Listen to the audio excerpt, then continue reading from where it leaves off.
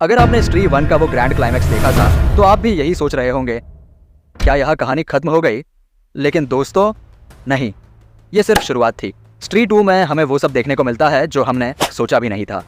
दोस्तों, क्या आपने कभी सोचा है कि एक फिल्म कैसे करोड़ों दिलों में जगह बना लेती है? क्या है वो जादू जो एक पल में हमारी नजरों को बांध लेता है? आज हम उसी जादू का पर्दाफाश करेंगे और हर वो डिटेल्स लाएंगे जो आपको न सिर्फ हैरान करेंगे बल्कि इस फिल्म के प्रति आपकी उम्मीदें भी आसमान छू जाएंगी। तो चलिए शुरू करते हैं।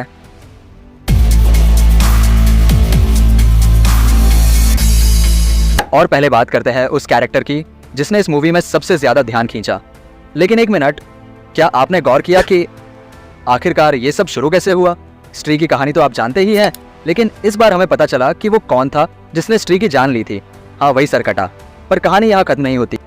स्त्री 2 हमें एक ऐसे सफर पर ले जाती है जहाँ हर मोड़ पर सस्पेंस है। कहानी वहीं से शुरू होती है जहाँ स्त्री खत्म हुई थी।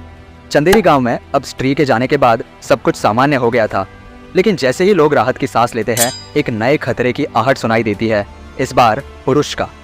और वो भी एक ऐसा पुरुष जो स्त्रियों का अपहरण कर रहा है, उन्हें एक अजीबोगरीब रस्म का शिकार बना रहा है। अब हमारी ओजी गैंग यानी राजकुमार राव, पंकज त्रिपाठी, अभिषेक बैनर्जी और अपार शक्ति खुराना फिर से इस खतरे का सामना करने के लिए तैयार है।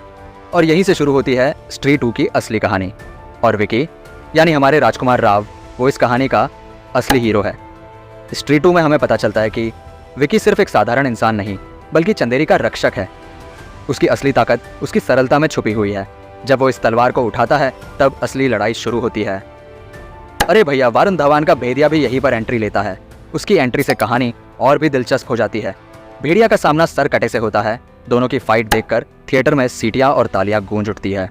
और हाँ, आखिर में जो पोस्ट क्रेडिट सीन है वो इस बात की गारंटी देता है कि इस यूनिवर्स में अभी और भी धमाके बाकी है। जब विकी अपने अंदर की शक्ति को जागरूक करता है और स्त्री को वो तलवार सौंपता है, तब एक भयंकर लड़ाई छिड़ जाती है। और यहीं पर हमें एक और बड़ा खुलासा होता है कि श्रद्धा कपूर का किरदार कौन है। अरे भाई, ये तो पूरी कहानी का सबसे बड़ा सस्पेंशन है। वो सिर्फ एक साधारण इंसान नहीं बल्कि स्त्री की बेटी है। हाँ, आप सही सुन रहे हैं, स्त्री की बेटी। फिल्म के अंत में यह खुलासा होता है कि श्रद्धा कपूर का किरदार असल में स्त्री की बेटी है, तो सबकी आंखें फटी रह जाती है। लेकिन कहानी यही खत्म नहीं होती। लेकिन असली धमाका तो तब होता है जब पोस्ट क्रेडिट सीन में अक्षय कुमार की एंट्री होती है। वो एक रहस्यमयी शख्सियत के रूप में आते हैं जो सरकटे की बची हुई शक्तियों को अपने अंदर ले लेता है। क्या ये अक्षय कुमार इस यूनिवर्स के थानोस हैं? क्या वे अगला बड़ा विलन बनने वाले हैं? इन सवालों का जवाब हमें आने वाले सीक्वल्स में मिलेगा। तो दोस्तों, क्या आप भी स्त्री 2 का इंतजार कर रहे थे? क्या आपको भी लग रहा है कि कहानी यही खत्म नहीं हुई? कमेंट में हमें बताइए कि आपको इस मूवी का सबसे पसंदीदा हिस्सा कौन सा लगा और आगे आप किस तरह की फिल्मों का इंतजार कर रहे हैं। और हाँ, चैनल को सब्सक्राइब करना मत भूलना, क्योंकि अब स्त्री यूनिवर्स में और भी मज़ा आने वाला है।